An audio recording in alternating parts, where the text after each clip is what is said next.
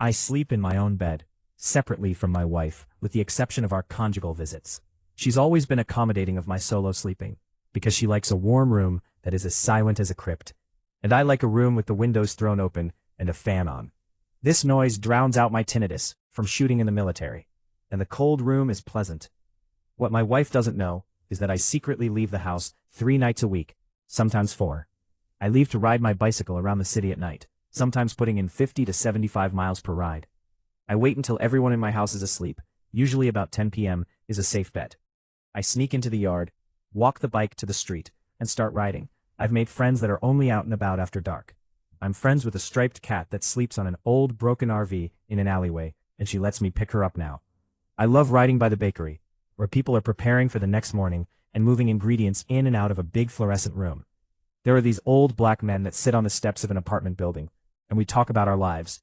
And they know I'm from the middle-class part of the city, but they still smile at me when I ride up and call out, "Hey man." I stop at this late-night pizza shop and get a slice around midnight, drink a pint, and then ride home. My ride is different on Wednesdays. On Wednesdays I join this group of youngsters that group ride from midnight to 2 a.m. I wear a buff covering my face like a mask, so they can't tell I'm an old fart, and I shred around with these teenage hipsters until they get too tired to keep going, and then I ride 10 or so miles home. I get up at 6 a.m., make my family breakfast, and then we all go to work and school. My wife often comments on my legs being toned. She doesn't realize I'm riding 200 to 400 miles a week. I don't know why I don't want to tell her about my night riding. It isn't meant to be a secret, but I think I enjoy the escape. I'm not a good rider, and I'm not trying to be one. I think I just wanted to tell someone about my night riding, without the implied drama in off-my-chest subreddits. So, I drive a company box truck with tools and compartments all over it, and this morning I stopped for gas and then pulled into a little side section of the parking lot to talk to my supervisor and plan my day. All of a sudden I hear, "Drivers, step out and put your hands up." It gets repeated 2 more times before I look in my side view mirrors and see police officers on each side of my truck with guns drawn.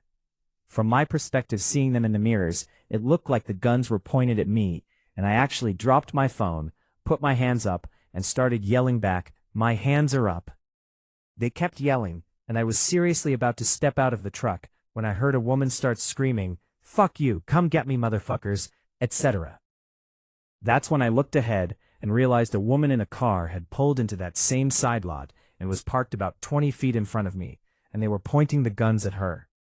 The yelling back and forth went on for about 2 minutes before she suddenly jumped out of the car and started speed walking towards the officers yelling, "Shoot me! Shoot me, motherfuckers!" I braced myself for the gunfire, but one of them tased her instead and dropped her about 3 feet in front of my truck.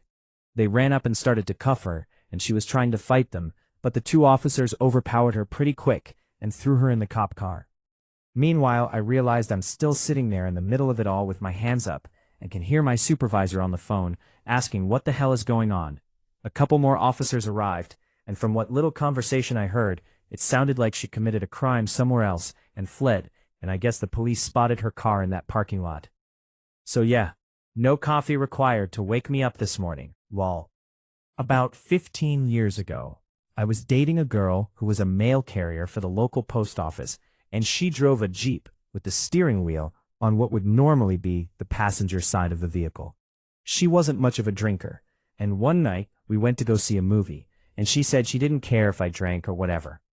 So after leaving the theater, we decided to ride around town for a while, and ended up going to the local Sonic, where I ordered a Route 44 and proceeded to fill it with a 50-50 mix of rum and Coke. We were on our way out of town, and I was feeling pretty toasty, when suddenly we got lit up by a cop, and she pulled over on a really steep shoulder. The cop walks up to my side of the vehicle with his flashlight, and I rolled the window down, and he says he's stopping me for a bad taillight, and then pauses suddenly and says, "Sir, have you been drinking tonight?" I said, "Yeah, a little bit, but I'm not driving." He looks confused, then shines his light back and forth at me and the girl, and finally notices the steering wheel on her side and says, "Oh shit." He starts walking around the front of the Jeep towards her, but trips and falls because of the steep shoulder. He pops back up in her window and starts talking about the taillight, and I couldn't control my laughter at that point. I was doubled over in my seat, snorting and gasping for air, while he talked to her and acted like nothing had happened. He let her off with no ticket, and we laughed about it the whole way home. I seriously doubt he ever told anybody that story, so there you go. This has been going on for a while now. I think it started in 2025. I can't really remember. He randomly started doing phone checks that the rest of my family don't know about.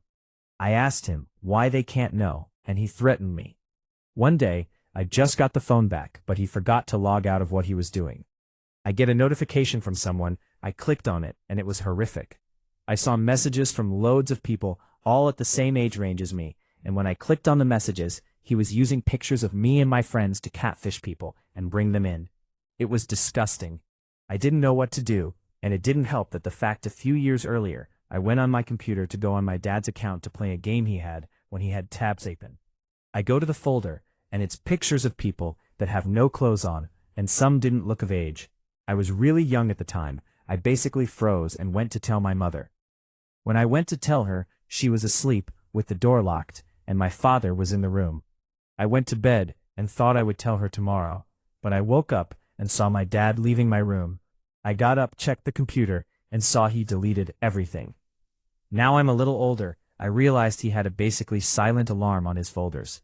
But back to now times, I found out he goes on Roblox to basically pick up people, drag them to Discord, and does horrible things.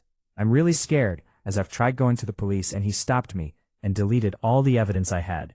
He knows I know, and my family doesn't care as they all side with him. I just wish people could see through their masks. I've still been able to build up some evidence, but now I'm trying to upload it online. I'll try to put it on my account, as this is one of the only apps he doesn't have access to, or just doesn't check. In the comments, can anyone give me advice of what to do, please? I'll make a follow-up and reply to comments on how well they could work.